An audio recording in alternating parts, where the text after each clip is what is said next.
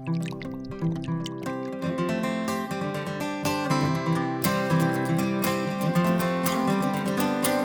to whiskey kisses with the peachy taste of sin.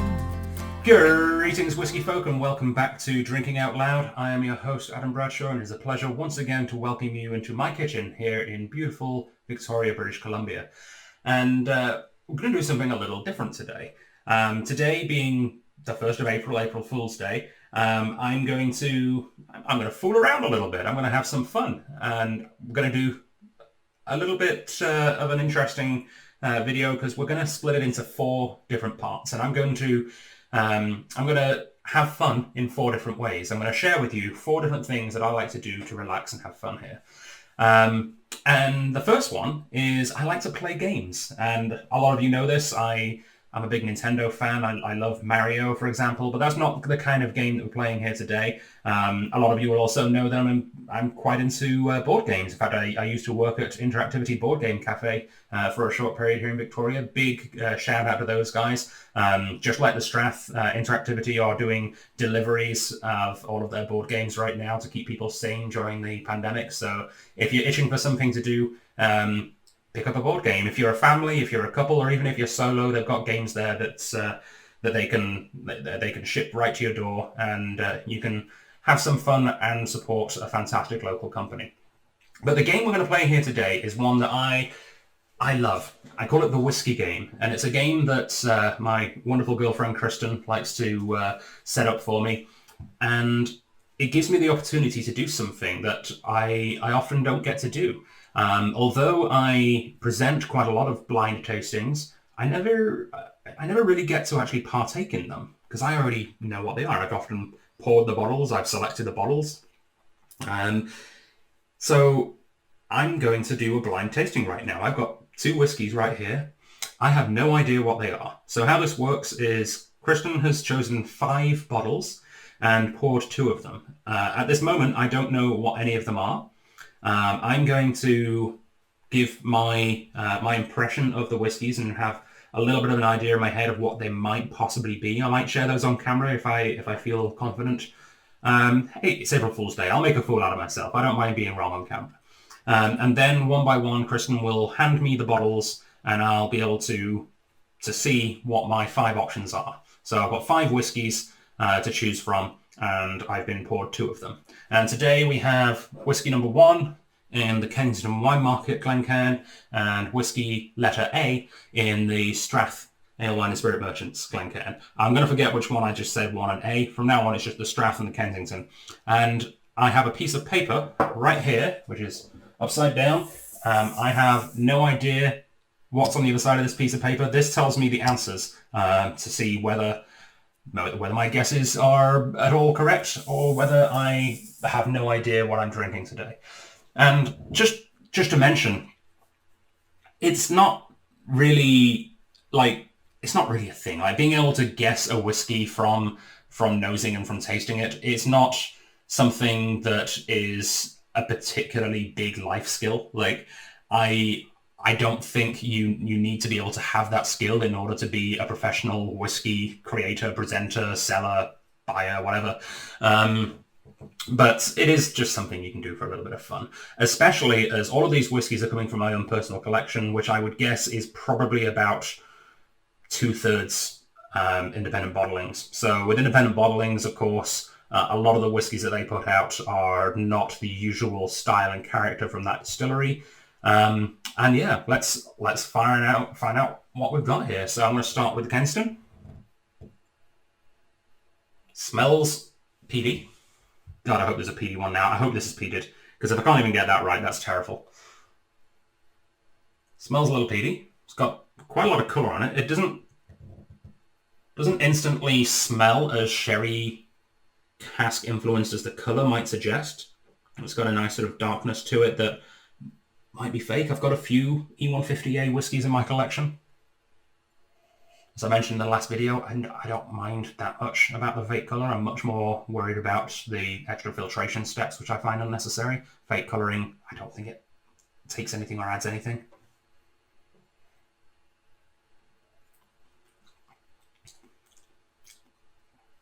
Little floral. I'm going to go right out on a limb here and say this is an old Bowmore. If I was to guess, I would say this is the Bowmore White Sands 17-year-old. If I actually have that right, I'm not going to eat my hat live on camera because I like this hat, but I'm going to do something. That would be my guess. That's the kind of flavor profile we're looking at here. It's not heavily peated, but it does taste like it's got a bit of age on it. It doesn't taste as sherry cask as it looks. It might have a bit of sherry cask in it, but I don't know. But I know that I have the Bowmore White Sands in my collection, and this might well be it. It's not one I've had in a little while, but it doesn't taste cask strength. I would guess probably 46%, which I think the White Sands is about in line. Definitely not cask strength, or cask strength, but ridiculously old. I've got a couple of cask strength at like 44%, which, yeah, fairly certain it's a single malt. Again, could be a malt heavy blend. Again, if I've got this completely wrong, I'm gonna blame that I must have the coronavirus, because apparently that affects your sense of taste and smell. That is a new thing that I found out today. I don't worry. Don't worry, I don't have the virus. I'm still happy and able to deliver your whiskeys, your wines, and your beers to your doorstep virus-free. I don't actually have any symptoms, but if I get both of these wrong, I might start claiming it just for my own credibility. But yeah, I think Bowmore White Sands, I think that's what I'm landing on there. Let's see what's in this draft glass.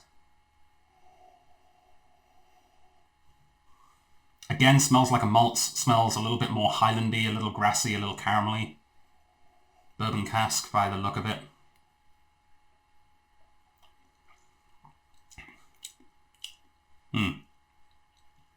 Again, I don't think cask strength. I think 2/3 of my whiskies are cask strength, so it's impressive that Christian's managed to pick two that aren't, I think. Although, that's a good point. It might be something from Christian's own collection. She might have thrown a curveball in for me there.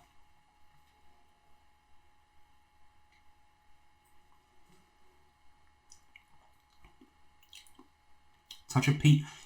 I might swap on this. This might be a blended malt.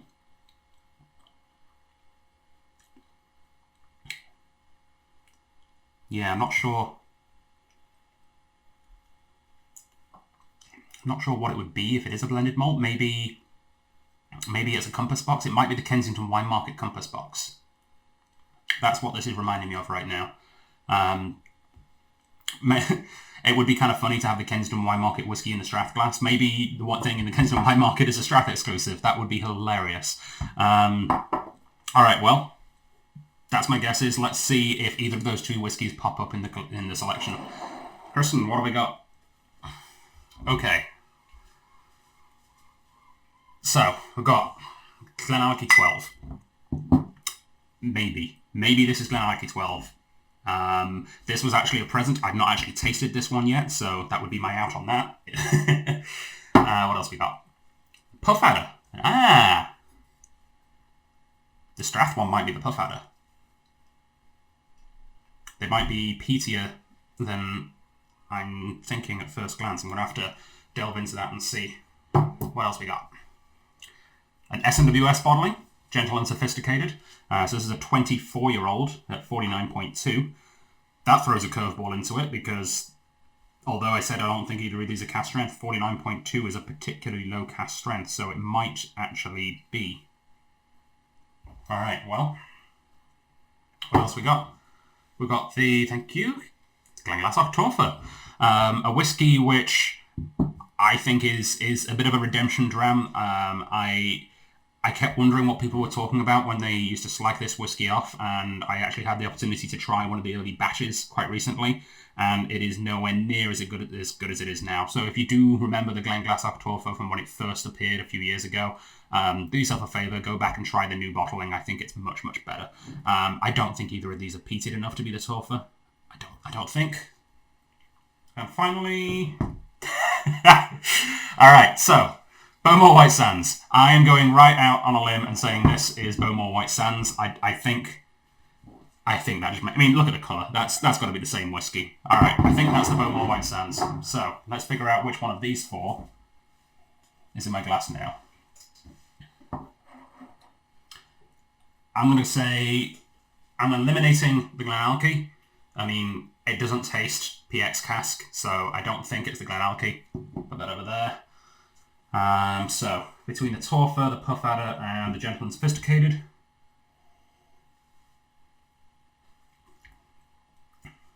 I'm definitely getting peat, so I'm knocking out the Gentle and Sophisticated.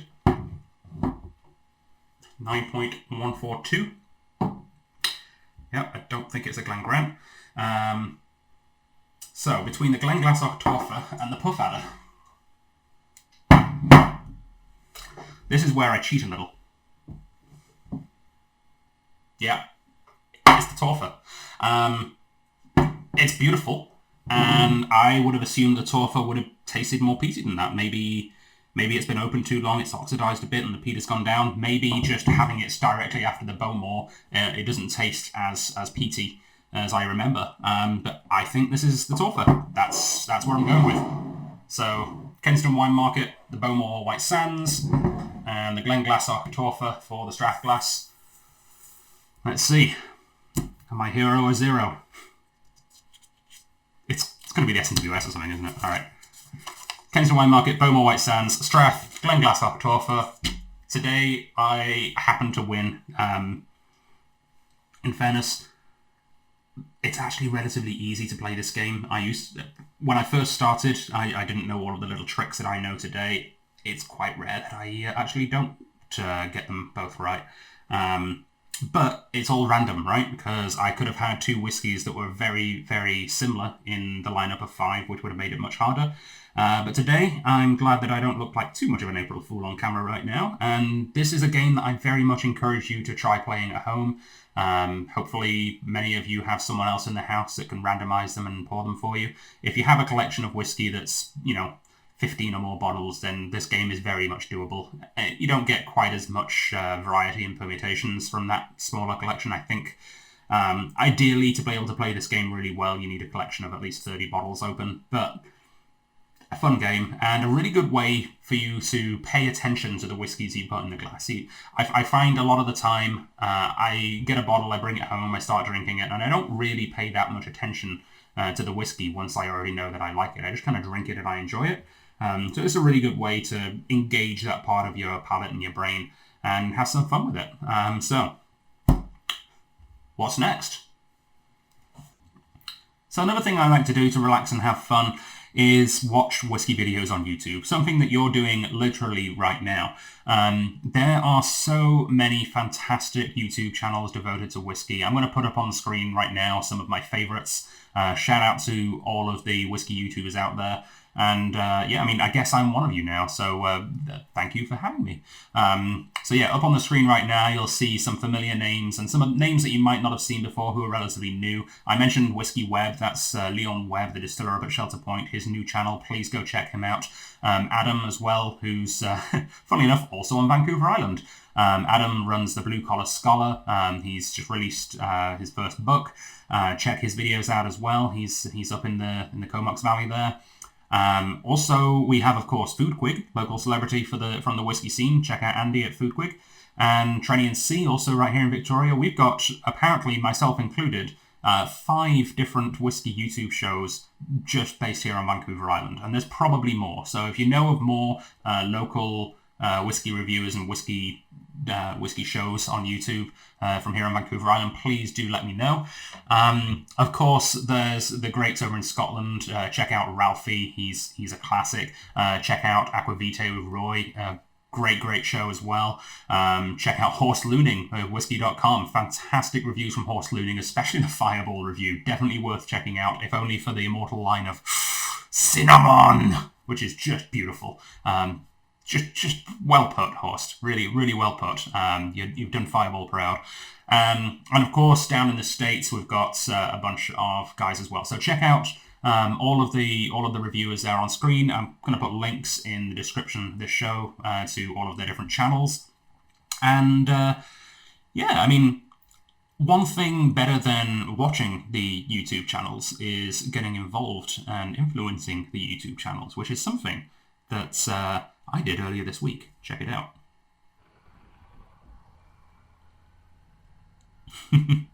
So, what was that package? That package was this whiskey that I'm drinking right here. And as well, if you've watched the SNWS Outturn video, I had to go into detail and say how we're not allowed to rebottle whiskey and drop off samples at people's doors to be able to follow along with tastings. But one thing we are absolutely allowed to do, of course, is drop off full bottles. And I had a bottle to spare. I had an extra bottle of this whiskey, and I thought it needed to go to someone deserving. And there's no one more deserving right now in the whiskey community than a guy who's had a bit of a rough time in the last couple of weeks. Trenny from Trenny and C, this beautiful gentleman right here on screen.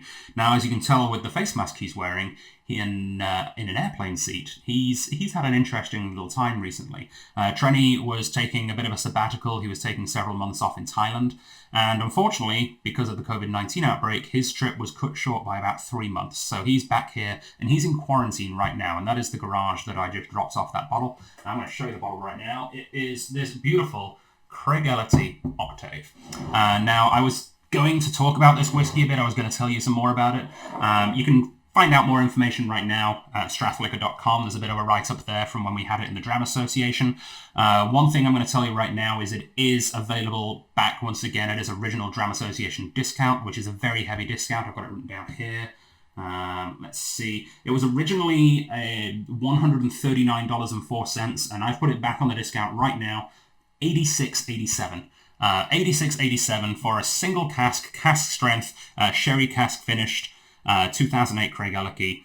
That is a mad price. Only 109 bottles of this were ever made. But I'm not going to talk about it any longer because I'm hoping that the bottle that I dropped off with Trenny will be included in one of their upcoming videos. So Trenny, hopefully you're watching this. Please enjoy the whiskey. Please share it with C. He was in on the joke a little bit. He knew I was doing it. Actually, he had to. How else would I know your address? Let's face it. So enjoy the whiskey. I'm looking forward to collaborating in the future. Hopefully you'll be out of your little quarantine cage soon. And slàinte mhath.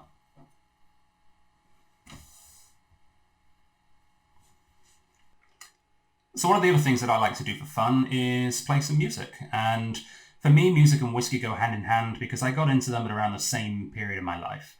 When I went to university at Heriot-Watt, to make ends meet, I took on a part-time job, which eventually became a full-time job, at a small folk music pub called the Royal Oak, which is known across the world for being one of the best places for traditional Scottish folk music.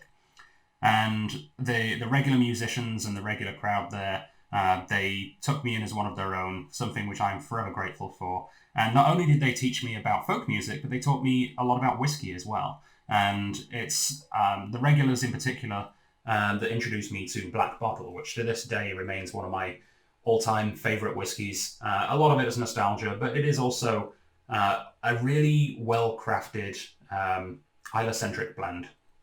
And yeah, slàinte to everyone from my time at the Royal Oak. I remember you all very fondly. I was hoping to come back and see you all in June.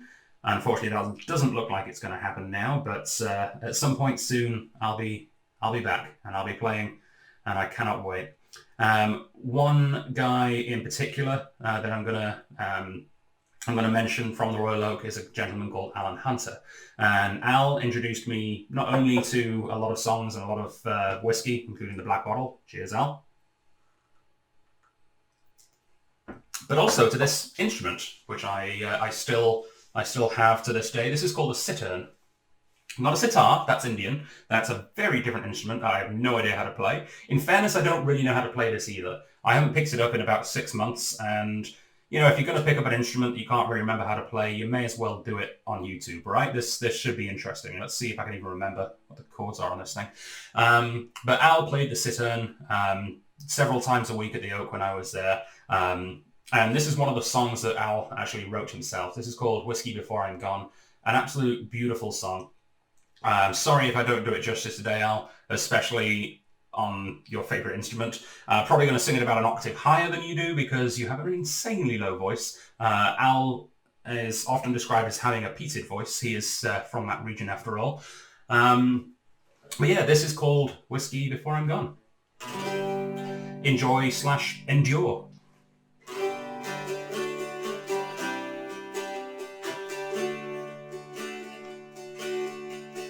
Whiskey, chase away the tears before I'm gone. Tears of emptiness and waking all alone. Stop me searching for a place I can't return. Whiskey, chase away the tears before I'm gone.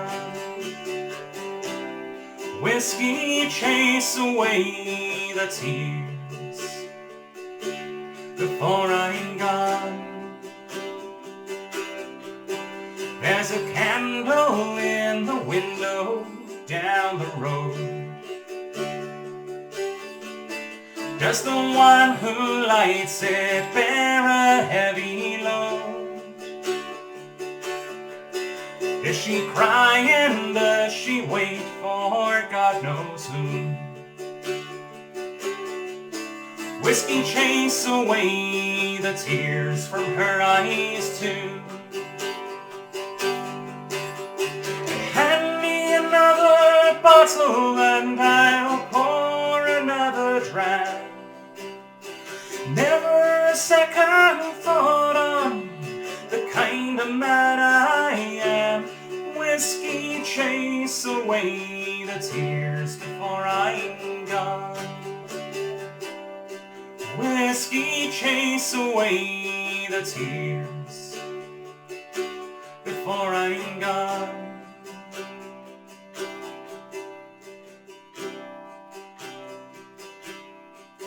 Should I laugh or should I cry or should I sing? For a man can't catch a world inside a ring. If you answer me, it's here to you I'll bring. With another dram and another song to sing. Whiskey, chase away the tears before I'm gone. Being a friend of whom asked you to stay too long. And I know damn fine the long hard journey home. Whiskey, chase away the tears before I'm gone. Hand me another bottle and I'll pour another dram. Never a second thought on the kind of man I am. Whiskey, chase away the tears before I'm gone. Whiskey, chase away the tears before I'm gone. Whiskey before I'm gone. All right, well, the final thing that I'm going to share with you today that I like to do to relax and have fun is simply enjoy a good whiskey. Especially, I like to enjoy whiskies that I've never had before, which is probably why I have so many. One thing I should have mentioned with the whiskey game earlier that makes it a lot more difficult is that I probably have about 170 open bottles of whiskey in the next room. And for me, whiskey is a journey. It's not necessarily about finding the best whiskey, it's about finding the next whiskey. Whiskies of all types and all qualities are, to me, almost the same level of enjoyment. But sometimes you have an extra special whiskey, and sometimes it will just blow you away. And I don't know if the flavor of this whiskey will blow me away, but the generosity and the story of this whiskey certainly does. So a huge shout out and a huge thanks to a supporter of the show and a supporter of the Dram Association in general, Mr. Ian Huey. Now, Ian is one of the gentlemen in charge of the Victoria Whisky Festival, one of the founders of the festival, one of the originators. And he was watching along with one of the videos I did earlier last week and heard that I'd only had a couple of Port Ellens in my life. We were talking about Port Ellen because, of course, it's a component of the Big Peats. And God bless him, he decided that he would lend me a bottle of Port Ellen, which I am absolutely astounded by. So, without further ado, I have in my hands right now something I've never tried before, something I'm really looking forward to just enjoying. So this is this is an independent bottler I've never tried before as well. This is the Hart Brothers Finest Collection, something I've only ever come across before in videos and in reviews. Never had a Hart Brothers bottling. I don't even know if they're still around. This is a particularly interesting one. Actually, just so reading the bottle for the first time here, apparently Hart Brothers only started as a company in 1988, which happens to be the year I was born. That's kind of cool. But the whiskey inside this bottle was distilled long before that. This is a Port Ellen from 1975. And it was bottled at 22 years of age. So some quick math tells me that this was bottled in 1997. That's quite a while ago. In 1997, I was 9 years old. So this is really cool just to be able to drink a whiskey that was bottled that long ago. Never mind the fact that it's from a closed distillery, a legendary closed distillery that I've only had a couple of times in my entire life. So Port Ellen is just cool. And then I think there's actually a bit of information in here that I can read you about Port Ellen, so I'll get to that in a second. But on the back of the tube, it talks about Hart Brothers, the company. Hart Brothers is a family business specializing in the bottling of fine, rare single malt Scotch whiskies. Brothers Alistair and Donald Hart have been in the whiskey trade for over 30 years and have used their expert knowledge to acquire some of the finest malt whiskies available in Scotland. Before bottling, the Hart Brothers personally check each and every cask to ensure that the single malt therein is of the superior quality that they demand. Enjoy this premium single malt whiskey and savour the unique taste and distinctive aroma which make it a connoisseur's delight. That's very, very well written. The sticker on the back here as well, which, I don't know. At first I thought it was like an aftermarket sticker that the store had put on, but I think it was actually put on by the bottler. Mentions that the official importer of Hart Brothers is Celebrations Wines and Spirits in Calgary, Alberta. So I have no idea if Celebrations is still around. The companies that import these kind of whiskies in BC are often very different to the ones in Alberta. I don't think I know Celebrations. If I do and I'm just forgetting, I'm very sorry. Let's crack this tube open and see what lies inside. Oh, it's got a little foam cap to keep the bottle safe. That's kind of neat. All right. Oh, it's quite full. I was already amazed that I was being entrusted with this bottle. I didn't realize how full it was as well. But I am told there's some information in here about Port Ellen that I could read out as well on this. It's like a scroll. That's kind of cool.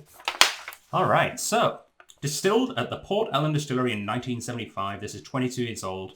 Port Ellen Distillery, built by the shores of the island of Islay, was the first distillery to export the whiskey direct to the American continent. Well, that's neat. I didn't know that at all. Unfortunately, the distillery was closed in 1983. So this is distilled in 75, so about 8 years before it was closed. The site is still used as a maltings for other distilleries on the island. So a lot of the malt whiskies that you'll find on Islay these days, Kalila and Lagavulin both for sure, get all of their malt from the Port Ellen maltings. One thing that this won't tell you, because this was written 15, 16 years ago or something, is that Port Ellen is reopening. They've got the official license. They've been granted permission to reopen. So we will one day be able to enjoy a new Port Ellen 22-year-old. Unfortunately, that's probably not going to be for another 23 years. So I'm very grateful to have the opportunity to try this one right now. Hart Brothers have secured a limited stock of this rare single malt, a delicate sweet bouquet with a touch of peat and seaweed. Sweet and full-bodied, lingering taste with a smoky, smooth finish. A limited edition selection of single malts brought to you by Celebrations Wines and Spirits, Calgary, Alberta. It's even got their address at the bottom. Springhill Avenue, Glasgow. Neat. And a website, complete with the http:// and www. I remember the days when you had to type all that in. Thank God we don't have to do that anymore. Anyway, let's give this a try. I cannot wait. This is very exciting. a whiskey from a distillery I've only had a couple of times. Terrified I'm going to break the cork off.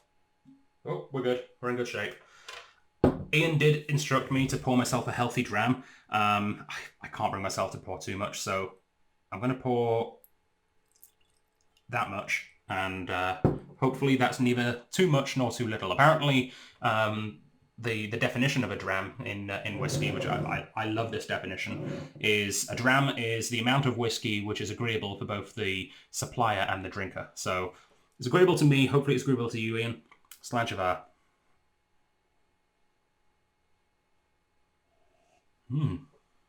That is weirdly reminiscent of the Bowmore White Sands I had earlier, actually, on the nose.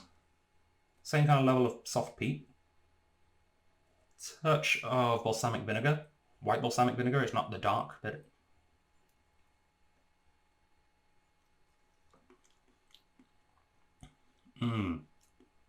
Yeah, that is lovely. That is...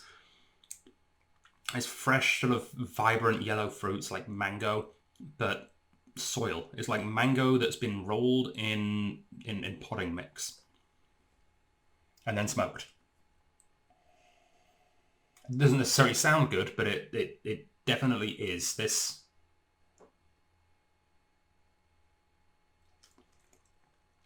Yeah, this is just beautiful. I couldn't tell you how much this whiskey would cost in today's market. More than I can afford, I'll tell you that much. So that's another reason I'm very grateful for this donation. You will get this bottle back, by the way. I'm not going to just steal it, Ian. I'm tempted, but you know where I live, so that's not a good idea on my point. Plus, I want to be invited back to the festival next year, so, you know, there's that too. Yeah, that's gorgeous. Well, that is just lovely. I am going to take my time and enjoy the rest of this in private, because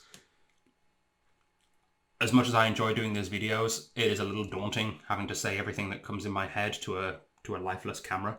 But I am going to sit back and put a record on and enjoy the rest of this whiskey in the comfort of my own living room. Thank you all for tuning in. There is one more thing I have to say. There is a whiskey even rarer than this Port Ellen. There's a whiskey that we have right now at the Strath. It is the only one of its kind in the entire world. We've got one bottle to sell, and you can get that whiskey right now by clicking on the link that has just appeared in the live chat for those of you watching live, or appeared on the screen for those of you who want to type it in yourself. So check out that extremely rare whiskey. It's probably less expensive than you might think. Check it out. And I'm also going to say, if it sells, which, you know, rare whiskies, they're somewhat sought after. If this one sells here today, I will donate all of the proceeds, not just the profit, but the entire cost of the bottle. I'm going to donate, or the Strath's going to donate to the local food bank. So check it out, and yeah, hopefully someone is the lucky receiver of a once-in-a-lifetime rare whiskey. Stay safe, drink whiskey, Slanchavar.